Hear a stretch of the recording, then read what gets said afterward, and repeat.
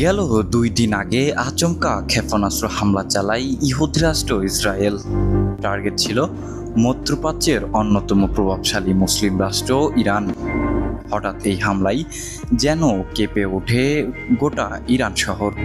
ছড়িয়ে পড়ে উত্তেজনা পুরো অঞ্চলেই। ইসরায়েলের এই আগ্রাসনের জবাব আর দেরি করেননি তেহরান।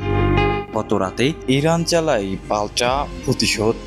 শত শত ড্রোন এবং ব্যালিস্টিক ক্ষেপণাস্ত্র ছুড়ে দেয় ইসরায়েলের দিকে। ইতোমধ্যেই পাওয়া গেছে বিশাল ক্ষয়ক্ষতির খবর। আগুন জ্বলছে ইসরায়েলের একাধিক সামরিক ঘাঁটিতে।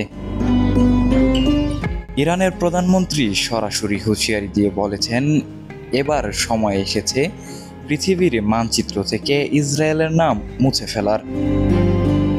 তার এমন ঘোষণায় উত্তাল হয়ে উঠেছে গোটা বিশ্ব। এদিকে ইরানের পাশে দাঁড়িয়েছে একাধিক মুসলিম রাষ্ট্র। সিরিয়া, লেবানন, ইরাক, এমনকি তুরস্ক থেকেও এসেছে ইসরায়েল বিরোধী কড়া বার্তা।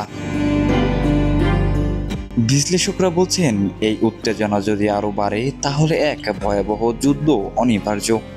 আর সেই যুদ্ধ হতে পারে তৃতীয় বিশ্বযুদ্ধের সূচনা মাত্র। তবে প্রশ্ন উঠেছে, এই যুদ্ধ কি যুক্তরাষ্ট্র বা রাশিয়া জড়িয়ে পড়বে, নাকি মুসলিম বিশ্ব এবার একত্রিত হয়ে মাঠে নামবে? সেটা এখন দেখার বিষয়।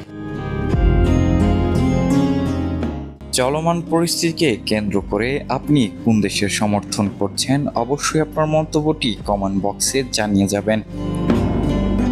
জুমা টিভি, ইন্টারন্যাশনাল নিউজ, ঢাকা।